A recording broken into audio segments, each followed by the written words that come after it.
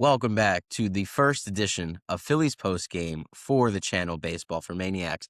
And thank God it's a good mood. It's a good one because the Phillies are 1-0. They beat the Texas Rangers 5-3. And overall thoughts before I get into the moments of the game, just good to be back. Just good to be back watching Phillies baseball to where when Schwarber hit that home run, just the adrenaline, the energy, it felt like, man, it just seemed like yesterday we were leaving LA in total heartbreak. And that's usually how the baseball offseason goes. It drags, it drags, it drags, especially the way free agency is set up to where you have so many dull periods like January to where like almost nothing's happening. But then once you get there and you see the Phils taking the field, you hear Dan Baker and his iconic voice, you're like, man, it doesn't really feel that long. Like the days are long, but the years are short is an all-time quote. I can kind of relate that to Phillies baseball, but let's get into the big moments. Kyle Schwarber doing what Kyle Schwarber does. The first inning, just taking the pitch the other way. Nathan Eovaldi is a damn good starting pitcher. Did we hit him today? Absolutely. Because, well, guess what, guys? We have a damn good offense. But he's a good pitcher, and Kyle Schwarber just, man, thank God we re-signed him because, Bryce struggled today, and we'll get into that. But Kyle Schwarber is the face of the Philadelphia Phillies. He genuinely is. He has taken that mantle from Bryce Harper, and that's nothing against Bryce Harper. I still think Bryce Harper's going to have a great year. Today's 0 for 4 means nothing to me. It's 1 of 162. But Kyle Schwarber is at another level. And I've heard this comparison numerous times, and I totally agree. I think he's on the David Ortiz career trajectory to where he kind of bloomed late, but his best years are his last 4 to 5 years. David Ortiz, when he retired, was one of the best hitters in Major League Baseball. And I think Kyle Schwarber is heading that way. They're both DHs. They both don't have to play the field to where they can just focus on hitting. And that bat speed's not going away anytime soon. And we saw that. And it was just great to see a Schwarber, man. It's like, that's Phillies baseball in totality. Like, just seeing Kyle Schwarber mash one, seeing CBP go nuts. It was phenomenal. And then my next point, Christopher Sanchez. Like, Christopher Sanchez is so dominant. I personally think he's the second best left-hander in baseball. Other people might say Garrett Crochet. I know Ryan's going to say Garrett Crochet, and he pitched phenomenal against Cincinnati. He went shutty ball as well. But it's just like every time I see Christopher Sanchez go on the mound and just dominate, show that emotion, I still think in the back of my head how far he has come from when we first got him in the trade for Curtis Mean, who just got DFA'd, I believe, by the White Sox. So I wonder who won that trade. But he's a clear-cut ace to where it just gives me goosebumps in the sense of if we can get Zach Wheeler back to where Zach Wheeler is who he has been with the Philadelphia Phillies, that 1-2 punch, my God, look out for the entire league. And the good thing about this game is I didn't really feel anything about October. Like, I went into the season and I went into last season, like I've talked about this on numerous occasions, of just enjoying the ride, enjoying the game, each single game for what it is, enjoying opening day, enjoying baseball in March and not thinking about October. But you don't really know what you're going to feel until you're watching the game. And when I was watching the game, I just was enjoying it. Like, I don't know if there's going to be baseball in 2027. I want there to be baseball, obviously. I don't want a lockout, but I'm a realist. I think we're heading that way to where just enjoying this opening day, enjoying everything we have, because it might be gone. Now, of course, baseball's not going to be gone forever, but a shortened season is not the same as 162 to where this might be the last full season we get for a couple of years, and I'm enjoying every minute of it. And then Christopher Sanchez ending the sixth inning, just his emotion, like he has turned into a stoic but euphoric kind of pitcher, if that makes sense. He's dominant throughout the game. He makes his pitches, but when he knows it's the last out or he's coming out, he lets it all loose. And I love that energy from Christopher Sanchez to where he's an ace. And then if Zach Wheeler comes back, my God, dude. And that's the only time I kind of thought about October in the sense of like, if that 1-2 punch is healthy, I don't care who we're facing. I don't care if we're facing the Dodgers. I don't care if we're facing the 96 Yankees. We're going to win. And then probably my most excited, I wouldn't say moment because that Schwarber homer was my favorite moment, but in totality, just watching Justin Crawford, man, like just watching him be a pure hitter. And even when he got out, he was fouling off pitches. He was a tough at bat. The moment was not too big for him. I never thought the moment would be too big because, son of Carl Crawford, he's been there. He's grown up in a big league clubhouse. He has been groomed, prepared for this moment his entire life. And you saw Carl Crawford in the stands, filming his son. It's just like that's what baseball's all about, man. And then the post game with John Clark, just a good kid, like happy to be there, but understanding that there's a job to be done. And I'm just so excited to where Justin Crawford at the bottom of the lineup. And we saw today, gets a hit, Trey Turner gets a hit, runs on second and first. Now get it, Kyle Schwarber, Bryce Harper didn't come through, Alec Boehm came through, but just having someone in that 9 hole that can genuinely cause chaos, not only with his bat, leading the way for Trey Turner, but with his speed. And I'm going to predict that we're going to see so many hit and runs because Trey Turner, he's going to put the ball in play. He's going to be swinging. He's going to be aggressive to where if you steal with Justin Crawford, Trey Turner can easily lace a single to right field, and then you got first and third with Schwarber coming up or Harper coming up. And just a great experience. I love Major League debuts because it's like I saw the Phillies post, like Justin Crawford running out to the field for the first time. Just I can't even imagine what that young kid is going through. And he's 22 years old to where he's living out his dream, man. And that's great to see. I'm very excited to see what Justin Crawford does for the rest of the season. And I think obviously came off to a good start today. 2 hits, 2 for 2. Couldn't ask for anything better. Played a good center field to where very excited. And then let's get into Alec Boehm. It's to where, like I said, Crawford had the single, Trey had the single, Kyle Schwarber strikes out. I think Bryce striked out as well. He might have popped up. I'm not sure which one of the at-bats it was. But then Alec Boehm comes up. And Alec Boehm just hits the ball to right field. The ball carries. It was warm today in CBP. Alec Boehm is primed. I wouldn't say for a breakout year because I've said this on numerous occasions. Alec Boehm is who he is. I don't think he's going to pop 20 to 25 homers, but I think you can see a little bit of an uptick in Alec Boehm because it is a contract year. And Alec Boehm has gone through a lot in Philadelphia. You want to talk about, I hate this place, the defensive struggles, the benching in the NLDS. Granted, it was a lot of his doing due to his immaturity.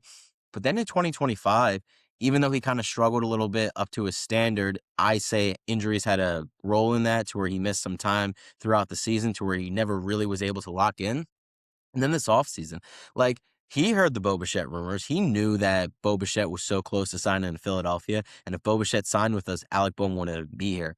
And then he's handled it like a complete professional. He hasn't said anything. He just says, hey, man, that's baseball. He's going out. He understands what's in front of him. It's a contract year to where if he has a quote unquote breakout year, or even if he has a year that's a little bit up to standard, a little more average than he normally does, he's going to get paid next offseason. What's the number? I don't know. I just know the third baseman class next offseason is not that good. It's probably just going to be him and Bo because I do think Bo Bichette is going to opt out, obviously. The way his contract is structured to where Boehmer sees what's in front of him. And Alec Boehm, I always say this, should be the 6th or 7th hitter on a really good lineup. But we don't have that right now. So he has to hit 4 for us. But if he can be the hitter that we think he can be, that's just going to lead to strengthening this lineup so much to where it's a damn good lineup. It really is. And even if the struggles continue from last year in the sense of the 4-hole, the Phillies still had a really good lineup. It was still top 10. Of course, at the end all be all, what's going to happen in October? If they hit in October, they're going to win. If they don't hit, they're not going to win. But we're not focused on that because you have to get there first and you have to, what's the word?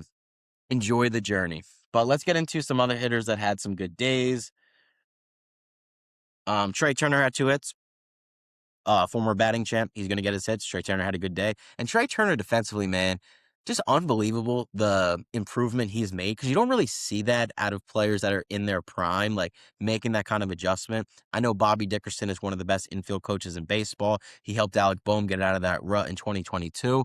But Trey Turner, I'm sure, heard the idea of him moving to second, stop moving to short, him moving to the outfield, and he really made it a point to lock in defensively. And I heard an interview where he was talking about it, working with Bobby Dickerson to where he made it a point that it's easier to field the ball to your left rather than straight up because you can be more athletic. You can kind of time the hop a little bit better because your sight is kind of going towards first base. And that's why you see Trey Turner in the sense that I've noticed it's the routine balls that kill him because he is phenomenal at balls to his left, balls to his right, to where if he can kind of incorporate that to more of the actual ground balls, he's going to be very effective to where it's just really good because if Trey Turner is making those kind of plays defensively with his bat, he's one of the best players in Major League Baseball, and there's no discussion with that. But besides Trey Turner, Stotty had 2 hits. Stotty's just a hitter, man. Like that first hit he had where he just poked the bat out, got the single to left field. Bryson Stott in that 5-hole, if he can just be an effective hitter, 280, 290, the power, I don't know where that's going to come from, maybe 10, 15 homers. But again, goes back to the point of Alec Boehm. If it could be Bomer and Stotty being consistent throughout the year, this lineup is going to be deadly. So it's very nice to see Bryce and Stott get 2 hits on opening day, kind of continue the hot stretch, not only from spring training, but from the end of the 2025 season when he made that swing adjustment. And then Brandon Marsh. Brandon Marsh, I feel like, even more so than Alec Boehm, has been wrongly criticized in the city. Granted, he struggled in the postseason the last 2 years. So is everyone else. Brandon Marsh is a platoon player. Brandon Marsh against right-handed pitching mashes. He had 2 doubles today, to where I understand the sense of, like, the Phillies don't do well in October. It's the same players. It's this, that, and the third, and you're looking for people to blame. But I think if you realize and you look into the stats, if you watch every day, Brandon Marsh is a damn good player. He started off the year very terrible last year, but from May on, he had an OPS over 800, and that's combined with righties and lefties, to where this year he's only going to face right-handed pitching to start, to where I just think Brandon Morris can have an OPS over 800. You saw with 2 doubles today. He plays a damn good left field, and I think we need to start appreciating Brandon Marsh a little bit more. So good day for Brandon Marsh. Made a really nice play in left field, to where just good to see, man. Just good to see. Let's get into the bullpen, because Christopher Sanchez went 6 innings, 84 pitches. Obviously, you're not going to stretch him out too much, especially when there was a 5-0 lead. Jonathan Bolin came in, the reliever we got in the Matt Strahm trade. 6 years of control. He was fine, but he was helped out by that nice play by Trey Turner. Brandon Marsh in left field makes a nice play, but hey, man, you get the job done, you get the job done. So nice first outing for Jonathan Bolin. Zach Pop, he looked good. His stuff is, I like his sinker, but what I've noticed is he kind of isn't crisp in the zone. That might have just been today, but the stuff is there to where the Phillies saw something in him, to where maybe he can get in the lab with Caleb Coffin. I'm sure he's been working with him all spring training. And again, he got the job done. So 2 scoreless innings, 1 from Bolin, 1 from Zach Pop. Let's get into Kyle Backus. Awful, right? Genuinely terrible. The theme on Kyle Backus and his career, like last year with the Diamondbacks, very good against left-handed pitching, terrible against right-handed pitching, to where he's your last lefty out of the pen, in my opinion. He comes in a 5-0 game. Obviously, the righties hit him. If he can just be slightly above average against right-handed hitters and just dominate lefties, you're going to have a really good reliever out of Kyle Backus, because you can't really have a lefty specialist unless you're coming in against a lefty with 2 outs in an inning, because obviously the 3-batter rule, that doesn't apply if you end the inning. But I'm not too worried about Kyle Backus. It's 1 outing. That's like, these games in April, these games in May, of course they matter. They matter the same amount as games matter in September, because they all matter 162. But it is a feel-out process with your bullpen. And essentially, the first half of the year is a feel-out process for the entire team preparing for October. I already mentioned, I'm not thinking about October, but in the sense of the grand scheme of things, that's what this team is the first few months of the year. You still got to win the games, because you still have to get there. But we're at this point with Philadelphia Phillies baseball to where getting to the postseason is the expectation. Winning it is a whole nother thing, to where that's kind of where the bullpen's going to be. He didn't have a good day. We'll see what he does in his next couple outings. Johan Duran came in, did his job. The light show is kind of whack in the sense of it was a day game, just because the aura of a nighttime light show is unbelievable. Unfortunately, we did not get that in the playoffs. We did get the light show in the playoffs, because I was in attendance for game 1 and game 2, but we were losing in game 1. Game 2, them putting on the light show against the Dodgers was unbelievable. Like, have a damn feel. We were down 4-1. We were booing in the stadium. Not at Johan Duran. The fact that they were playing that light show. And then today comes in day game, but nevertheless, it'll have its aura again in a nighttime game.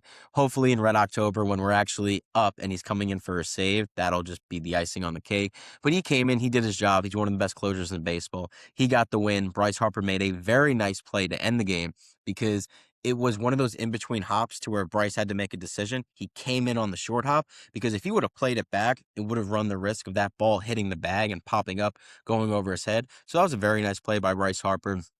He's a damn good first baseman defensively. His transition from right field to first base, I don't think gets the credit it deserves, because it's a hard transition. Like, playing the infield, like playing first base is not hard. I mean, it's not easy. Like, if you ever watched the movie Moneyball, where the actor that's playing Ron Washington, it's like, is it hard? And then Billy Bean said, it's not hard. Ron Washington says, it's extremely hard. So it is. So I just wanted to give Bryce some credit. Bryce went 0 for 4 today. I'm sure you're going to see your Twitter trolls on there saying Bryce is an elite. Bryce is cooked. He can't hit the fastball. It's one game, dude. What Bryce Harper showed me in the WBC final is he's there for the big moment.